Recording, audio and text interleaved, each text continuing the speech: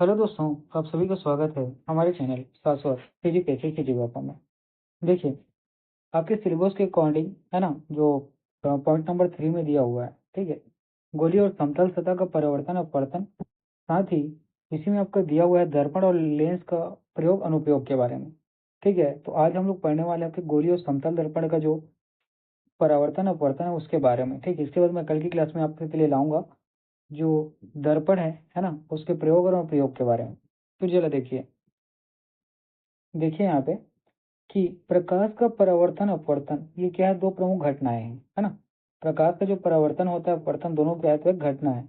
सबसे पहले तो ये याद रखना है आपको। ठीक है, जो तब घटित होता है जब प्रकाश एक माध्यम से दूसरे माध्यम में जाता है। इसका मतलब क्या है कि प्रकाश जब एक माध्यम से दूसरे माध्यम में नहीं जाएगा तो नहीं तो प्रकाश का परावर्तन होगा, अपवर्तन होगा। ठीक है, तो परावर्तन और अपवर्तन होने के लिए क्या चीज होना चाहिए, प्रकाश का एक माध्यम से दूसरे माध्यम में गमन होना चाहिए, या किसी सतह से टकराता है। ठीक, या किसी सतह से जब वो टकराएगा तभी प्रकाश का परावर्तन और अपवर्तन होगा। ठीक है, और वो सतह किस प्रकार का होगा तो देखिएगा, समतल या गोली। ठीक है, इन दोनों सतहों को समझना है क्योंकि इसी के बारे में आपके सिलेबस में दिया हुआ है। ठीक है, चलिए अब आगे बढ़ते हैं। देखिए, सबसे पहले देखिएगा प्रकाश का परावर्तन। तो इसकी परिभाषा आपको याद रखना है क्या है, जब प्रकाश जो है किसी सतह से टकराकर अपनी दिशा बदलता है या उसी माध्यम में और उसी माध्यम में वापस लौटता है तो उसे प्रकाश का परावर्तन कहते हैं। सबसे ज्यादा इंपॉर्टेंट है, याद रखना ना।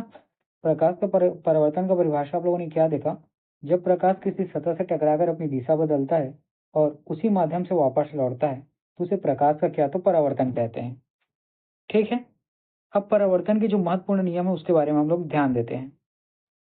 ठीक है, तो परावर्तन के जो महत्वपूर्ण नियम है उसको आपको याद रखना है, दो नियम है इसको। ठीक है, लॉस ऑफ रिफ्लेक्शन के नाम से भी जानते हैं। आपतित किरण मतलब जो आने वाली किरण है वो, परावर्तित किरण मतलब एक सतह पर टकराने के बाद वापस जाएगी वो किरण। किरण एक ही होती है ना, लेकिन जब सतह से टकरा के वापस जाती है तो उसको क्या तो परावर्तित किरण कहते हैं। और अभिलंब, ठीक है, आपतित किरण और परावर्तित किरण जिस बिंदु पर मिलते हैं वही क्या होता है, अभिलंब। एक ही तल में होते हैं। ठीक है, तो परावर्तन का पहला नियम क्या याद रखना है कि आपतित किरण, परावर्तित किरण और अभिलंब तीनों एक ही तल या एक ही बिंदु पर उपस्थित होते हैं। ठीक है, जो परावर्तन कोण होता है इसको क्या तो स्मॉल आर से हम लोग क्या करते हैं, डिनोट करते हैं, और जो आपतन कोण होता है उसको स्मॉल आई से। तो परावर्तन के दूसरे नियम के अनुसार क्या याद रखना है कि आपतन कोण और परावर्तन कोण दोनों क्या होता है, बराबर होता है। मतलब small i equal to small r. ठीक है, इतनी चीजें क्लियर हुई, चलिए आगे बढ़ते हैं।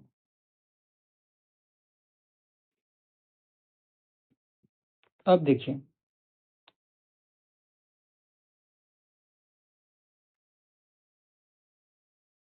ठीक, अब आपको ध्यान देना है समतल सतह पर परावर्तन, जैसा आपके पेपर में पूछा गया है ना, समतल और गोली सतह पे। ठीक, तो समतल सतह पर जो अपवर्तन है वो किस प्रकार होता है, जब एक गिलास पानी में पेंसिल टेढ़ी दिखती है। ठीक है, ये समतल सतह पर अपवर्तन का एक उदाहरण है। घटना सरल होती है लेकिन दिशा में बदलाव स्पष्ट होता है। ठीक है, एक गिलास में क्या होता है, पानी भरा होता है और उसमें आप पेंसिल को क्या टेढ़ा रखते हैं, तो ये क्या होता है, इसमें जिस प्रकार का प्रकाश का कौन सा नियम आता है तो याद रखिएगा, अपवर्तन आता है।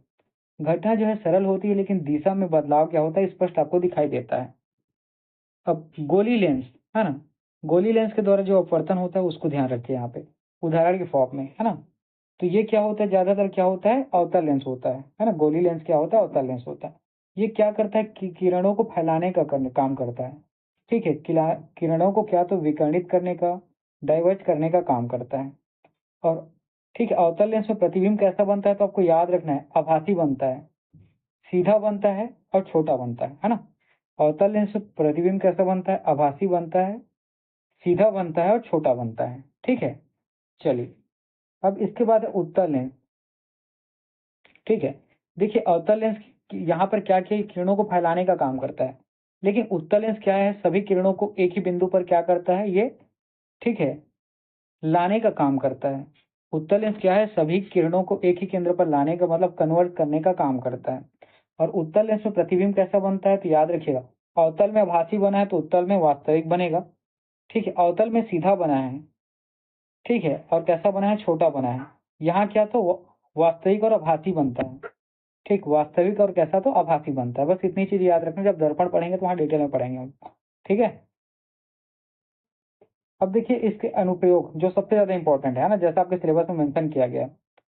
ठीक, परावर्तन कहाँ देखने को मिलता है, दर्पण में, दूरबीन में और परावर्तित टेलीस्कोप में। यहाँ क्या होता है, आप देखते हैं और प्रकाश उस पर टकरा के वापस क्या होती है, वापस आप तक पहुंचती है, तभी आप इन चीजों से क्या तो दृश्य देख पाते हैं। उसी प्रकार अपवर्तन कहाँ देखने को मिलता है, लेंस में, चश्मा में, है ना, कैमरा में, माइक्रोस्कोप में और ऑप्टिकल फाइबर में। ये सारे क्या होते हैं, यहाँ पे अपवर्तन का प्रयोग किया जाता है, ये याद रखना है। ठीक है, अपवर्तन के नियम को फॉलो करता है कौन, लेंस, चश्मा, माइक्रोस्कोप, ऑप्टिकल फाइबर। और परावर्तन के नियम को फॉलो करता है कौन, दर्पण, दूरबीन, परावर्तित टेलीस्कोप। ठीक, इतनी चीजें हुई, चलिए आगे बढ़ते हैं। देखिए, अब परावर्तन के बाद अगला है अपवर्तन। अपवर्तन के बारे में याद रखना है, जब प्रकाश एक माध्यम से दूसरे माध्यम में जाता है तो उसी किसमें तो गति में बदलाव के कारण वह दिशा बदलता है। इसे ही क्या कहते हैं, अपवर्तन कहते हैं, है ना। जब प्रकाश, ठीक है, एक माध्यम से दूसरे माध्यम में जाता है और दूसरे माध्यम में जब जाने के कारण उसकी गति में क्या होता है, बदलाव होता है, और वह दिशा, उसी बदलाव के कारण वह दिशा बदलता है, इसे क्या तो प्रकाश का अपवर्तन कहा जाता है। ठीक है, इतनी चीजें क्लियर हुई। अब अपवर्तन के नियम के बारे में देखिएगा। आपतित किरण, अपवर्तित किरण और अभिलंब तीनों एक ही तल में होते हैं, ये याद रखना है। वहां अपवर्तन कोण, परावर्तन कोण और अभिलंब तीनों एक ही तल पे थे। यहाँ आपतित किरण, अपवर्तित किरण, है ना, आपतित और अपवर्तित किरण और अभिलंब तीनों एक ही तल में है। उसके बाद एक नियम होता है जिसको स्नेल का नियम कहते हैं। Sine i by sine r equal to क्या होता है, म्यू 2/1। बस इतना ही याद रखना है, खाली म्यू 1 को याद रख सकते है ना, sine i by sine r वाला का टू म्यू 1। ठीक है, चलिए अब देखिए अपवर्तन का कारण क्या है, तो ये भी आपको ध्यान रखना है। तो पहले माध्यमों का अपवर्तनांक क्या होता है, भिन्नता मतलब अलग अलग होता है। ठीक है, माध्यमों का अपवर्तनांक कैसा होता है, अलग अलग होता है। जैसे वायु से कांच में, हवा से कांच में जब प्रकाश जाता है धीमा पड़ जाता है और अभिलंब की ओर मोड़ जाता है। ठीक है, तो अपवर्तन के कारण में इन सब चीजों को, बातों को आपको याद रखना है। ठीक है, चलिए देखिएगा। अब उसी प्रकार हम लोगों ने परावर्तन को देखा, है ना। तो परावर्तन के प्रकार आपको याद रखने हैं दो, एक नियमित परावर्तन और एक अनियमित परावर्तन। नियमित परावर्तन में याद रखना है कि समतल सतह जैसे दर्पण पर यह परावर्तन होता है। कौन सा, नियमित। अनियमित जो है खुरदुरी सतहों पर होता है। ठीक है, नियमित परावर्तन जो है समतल पर होता है और अनियमित परावर्तन खुरदुरी सतहों पर होता है। ठीक है, चलिए अब समतल दर्पण के बारे में आपको याद रखना है कि यहाँ प्रतिबिंब हमेशा आभासी बनेगा, मैंने बताया, सीधा बनेगा और समान आकार का बनता है। ठीक है, समतल दर्पण पर आभासी बनता है, सीधा बनता है और समान आकार का बनता है प्रतिबिंब। ठीक है, अब गोली दर्पण। ठीक है, अब गोली दर्पण के में याद रखिएगा, ये क्या होता है, अवतल दर्पण ही होता है। ठीक है, ये क्या करता है, तो प्रकाश को एक बिंदु फोकस पर केंद्रित करता है। और गोली दर्पण में अवतल दर्पण के उदाहरण आपको देखने को मिलते हैं, हेडलाइट, दाढ़ी बनाते समय उपयोग में आने वाला शीशा। हेडलाइट मतलब किसका, आपके बाइक का, कार का, है ना। और दाढ़ी बनाते समय उपयोग किया जाने वाला शीशा, ये क्या है, तो अवतल दर्पण है, याद रखना। उसके बाद उत्तल दर्पण। ठीक, उत्तल दर्पण की याद, परिवर्तित किरणें फैलती हैं, ये याद रखना है।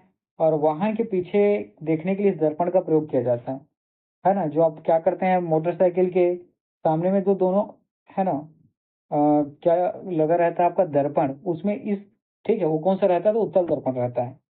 ठीक है, जब 4 व्हीलर में हो, 2 व्हीलर में हो। ठीक है, चलिए आज का क्लास इतना ही, पढ़ते रहिए।